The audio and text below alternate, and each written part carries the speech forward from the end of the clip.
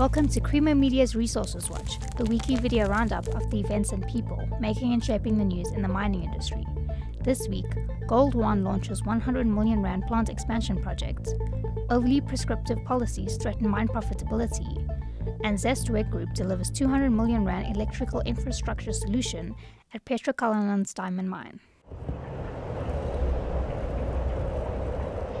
Gold One International recently celebrated the official launch of its 100 million rand plant expansion project at the Moder East operations in Springs. If we look back in history at the original geological model for Moder East, it was always understood that there was a high grade inner core with a lower grade sort of outer aurora around it. And based on the economics of the project at the time, it was always decided that the bulk of the mining would come out of the inner core, and it was targeted at about 70 to 90,000 tonnes a month, and the target was about just over 1 million ounces of gold and a life of mine of about 9 years, after which the operation would have closed down. Since then, a lot of work has been done on looking at ways to reduce the pay limit, and on ways to also go and increase the percentage mineability underground by being able to replace support pillars with grout packs instead. This has meant that we are now in a position to mine a lot more of the lower grade portion of the ore body than was ever planned. So we basically last week produced our 1,000,000th ounce of gold as per the original plan. However, in order to be able to mine those lower grade resources and continue the operation of the mine, we had to expand the plant capacity, because in order to mine lower grade, you need to be able to mine higher volumes to achieve the same economic results.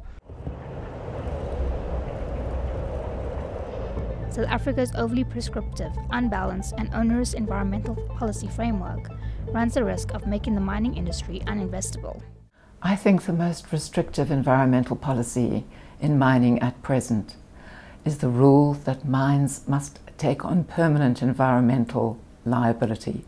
In other words, even after a closure certificate has been issued, and that certificate won't be issued unless proper rehabilitation has been done, mines must still be liable for hidden or latent impacts which may become evident only 20 or 30 years after closure. And they must make financial provision now for those impacts that may or may not actually materialize at some distant point in the future. And having to make that financial provision is a heavy obligation on many companies, especially at a time when mineral prices are low and many of them are battling to maintain profitability. A 200 million rand electrical infrastructure project has been completed at the Cullinan diamond mine of Petra Diamonds through the combined efforts of 4 Zest WEG Group companies. Prior to this project, the old Premier substation, which supplied the energy to the mine, is located in this area there, and that substation was fed by 3 Eskom 88 kV overhead lines. So with this expansion, with the drive for the, as we heard, the efficiency and the energy that was required for the project, we needed to relook at this entire arrangement. First thing that was required was a new bulk substation dedicated to the Cullinan mine. 88 kV substation with 2 overhead line incoming bays, 2 bus sections and 3 20 MVA power transformers.